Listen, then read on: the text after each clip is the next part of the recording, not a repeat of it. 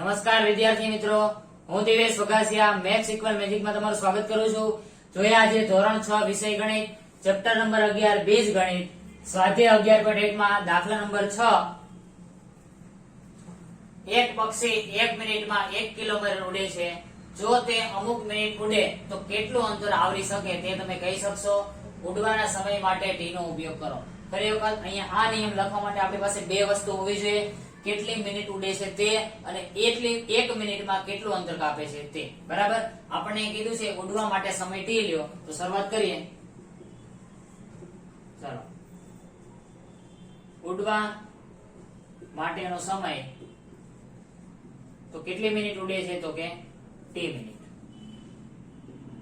ચાલો, હવે 1 મિનિટમાં કેટલું અંતર કાપે છે?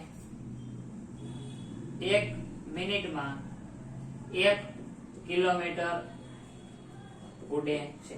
1 મિનિટમાં કેટલું ઉડે છે? 1 કિલોમીટર. તો નિયમ શું બની જશે? 1 અને t નો ગુણાકાર કરવાનો છે. 1 અને t નો ગુણાકાર કરશો એટલે શું આવશે? t. પણ આ આવશે એ શું આવશે? અંતર આવશે. બરાબર, તો અહીંયા તમને જે આન્સર મળશે t કિલોમીટર એવો આન્સર મળશે. ક્લિયર છે આ નિયમ?